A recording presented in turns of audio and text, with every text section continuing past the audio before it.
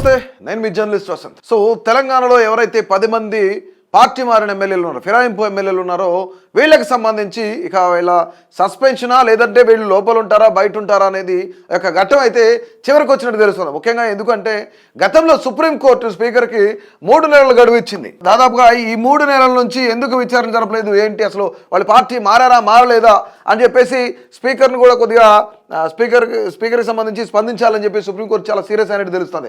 అంటే ముఖ్యంగా జనవరి అంటే న్యూ ఇయర్ మీరు లోపలే ఉండి చేసుకుంటారు, అసలు ఎక్కడ చేసుకుంటారు అనేది మీ ఇష్టం అన్నట్లుగా కూడా స్పీకర్ మీద సీరియస్ అయినట్టు తెలుస్తుంది. సో ఇక్కడ ముఖ్యంగా ఏంటంటే సుప్రీంకోర్టు 3 నెలల గడువు అంటే అక్టోబర్ 31 వరకు కూడా ఈ యొక్క గడువు ఇచ్చింది. ఇప్పటికి దాదాపుగా 18 రోజులు వస్తుంది.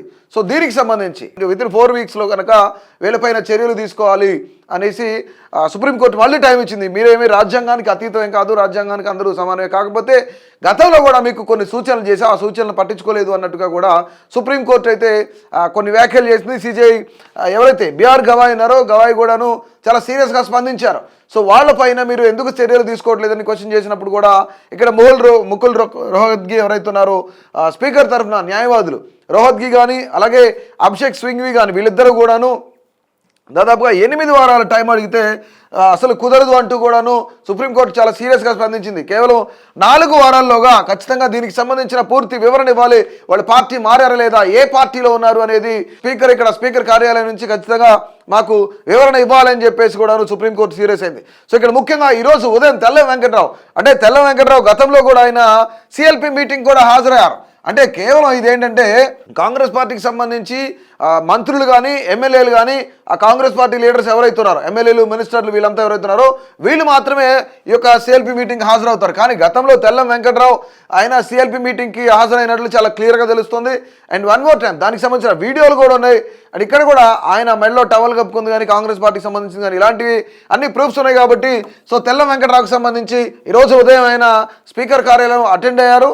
సో ముఖ్యంగా వీళ్ళతో పాటుగా మౌఖికంగా అంటే వీడియో కాన్ఫరెన్స్లో అటు బీఆర్ఎస్ లీగల్ సెల్కి సంబంధించిన బీఆర్ఎస్ న్యాయవాదులు ఎవరైతే ఉన్నారో వాళ్ళంతా కూడాను వీడియో కాన్ఫరెన్స్ ద్వారా అతన్ని క్వశ్చన్ చేయడం కూడా జరుగుతుంది అన్నమాట. ముఖ్యంగా స్పీకర్ ఒక పక్క విచారణ చేస్తూనే ఉంటారు, మరోపక్క మౌఖికంగా బీఆర్ఎస్కి సంబంధించిన కొంతమంది లాయర్లు ఉంటారు, వాళ్ళు వీడియో ద్వారా చూస్తూ ఉంటారు, వాళ్ళు ప్రశ్నించే అవకాశం కూడా వాళ్ళకు ఉంది. కాబట్టి సో ఉదయం భద్రాచలం ఎమ్మెల్యే తెల్లం వెంకట్రావుది అయితే విచారణ పూర్తయింది. ఇక మధ్యాహ్నం ప్రస్తుతానికి ఇప్పుడైతే ఎవరైతే డాక్టర్ సంజయ్ ఉన్నారో, జగిత్యాల నుంచి గెలిచిన డాక్టర్ సంజయ్, ఆయన ఇప్పుడు స్పీకర్ కార్యాలయంలో విచారణకు హాజరయ్యారు. అంటే రేపు కూడా ఇవాళ రేపు ఖచ్చితంగా ఒక 4 అయితే ఎవరెవరు మనం ఇక్కడ చూసినట్టు తెల్లం వెంకట్రావు కానీ, భద్రాచలం ఎమ్మెల్యే, అలాగే జగిత్యాల ఎమ్మెల్యే డాక్టర్ సంజయ్, అలాగే పోచారం శ్రీనివాసరెడ్డి, ఆయన ప్రస్తుతానికి ప్రభుత్వ సలహాదారుగా ఉన్నాడు, కేబినెట్ ర్యాంకులో ఉన్నాడు, అలాగే అరకేపుడి గాంధీ పిఎస్సి చైర్మన్గా కూడా ఉన్నాడు కాంగ్రెస్ పార్టీకి సంబంధించి.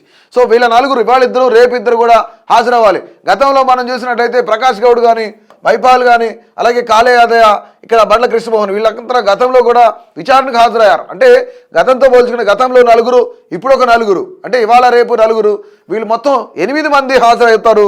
సో వీళ్ళ 8 మందికి సంబంధించిన విచారణ పూర్తవుతుంది. కానీ ఇద్దరు ఇంతవరకు కూడా ఇద్దరు ఎవరంటే ఒకటేమో దానం నాగేందర్, 2 కడియం శ్రీహరి. సో వీళ్ళిద్దరు ఏంటంటే ఇక్కడ చాలా ఇంట్రెస్టింగ్ పాయింట్. దానం నాగేందర్ ప్రస్తుతానికైతే ఏదైతే ఇందిరమ్మ కార్యక్రమానికి సంబంధించి 1 కోటి చీరలు పంచాలి అని చెప్పేసి తెలంగాణ రాష్ట్ర ప్రభుత్వం అయితే ముందుగా ఈ యొక్క కార్యక్రమాన్ని నిర్వహిస్తూ ఉంది. దీనికి సంబంధించి దానం నాగేంద్ర మంత్రులందరితో కూడాను ఆయన కలిసినారు, ఆ కార్యక్రమంలో ఉన్నారు. మరొకటి ఏంటంటే కడియం శ్రీహరి కూడా ఇంతవరకు హాజరు కాలేదు. గతంలో కూడా విచారణకు పిలిచినప్పుడు కనీసం వీళ్ళిద్దరు స్పీకర్ ఇచ్చిన నోటీసులకి రెస్పాండ్ అయిన పరిస్థితి లేదు.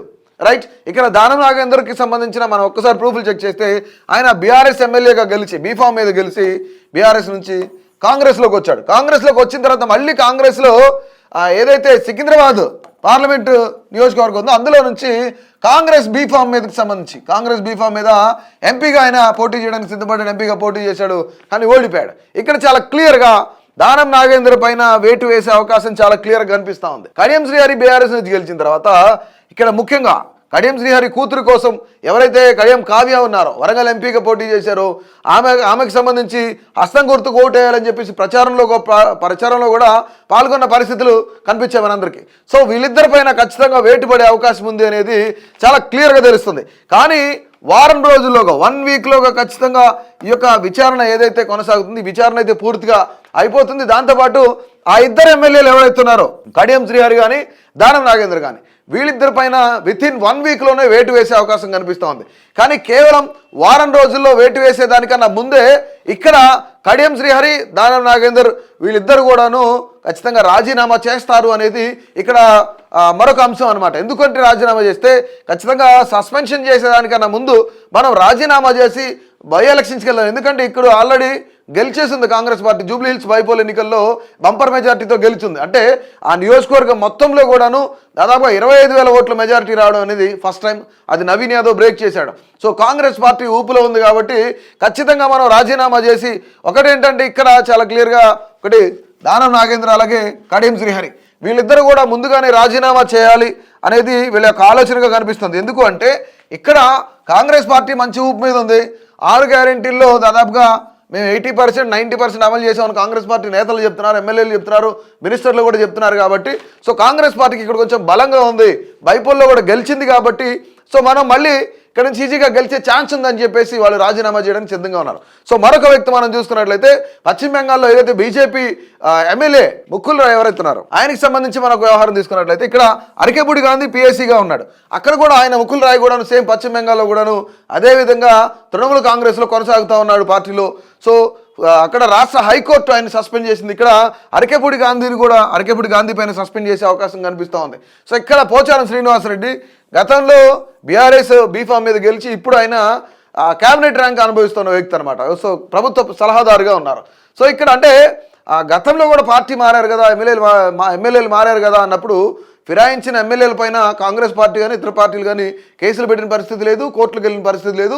సో అందుకే అదంతా సాఫీగా చాలా కూల్ అండ్ కామ్గా జరిగిపోయింది. కానీ ఇప్పుడు ఖచ్చితంగా బీఆర్ఎస్ ఈ 10 మందిని సస్పెండ్ చేయాలనేది బీఆర్ఎస్ యొక్క వాదన.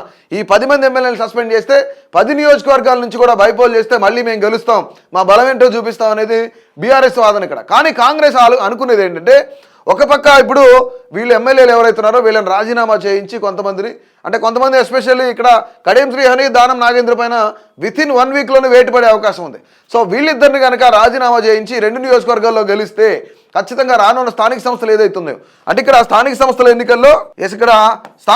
ఎన్నికలు డిసెంబర్ 2వ వారంలో అంటే 15th కల్లా మేము ఆ యొక్క కార్యక్రమాలన్నీ కూడా ఏదైతే ఎన్నికలకు కావాల్సిన సమయం ఉందో అదంతా సరిపోతుంది.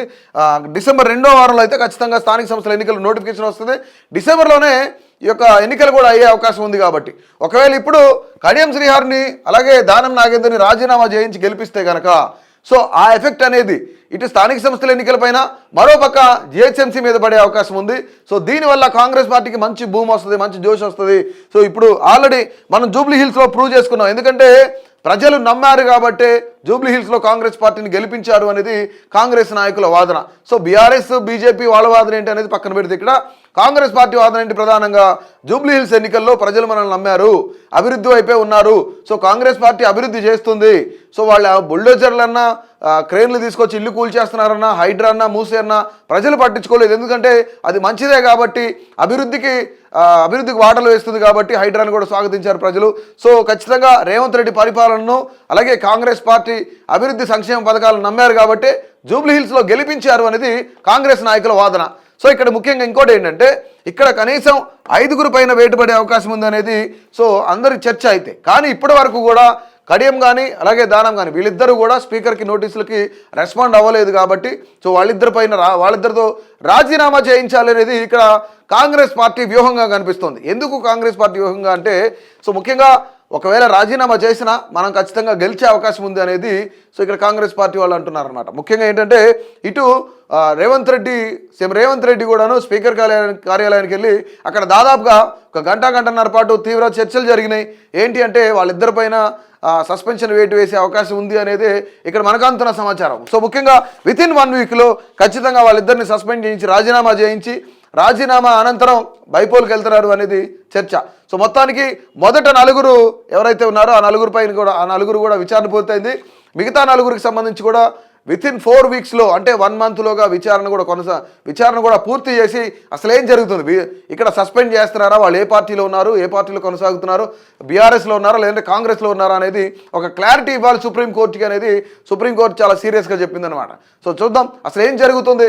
ఈ 10 మంది ఎమ్మెల్యేలతో రాజీనామా చేస్తారా, కేవలం కడియంతో అలాగే దానంతో ఇద్దరితో మాత్రమే రాజీనామా చేయించి మిగతా 8 మందిని కొనసాగించే అవకాశం ఉందా? ఒకవేళ బైపోల్కి వెళ్తే ఈ 10 నియోజకవర్గాలు కనుక బైపోల్కి వెళ్తే కాంగ్రెస్ పార్టీ 10 నియోజకవర్గాల్లో గెలుస్తుందా గెలవదా? బీఆర్ఎస్ బీజేపీల పరిస్థితి ఏంటనేది మీ అభిప్రాయాన్ని తెలియజేయండి.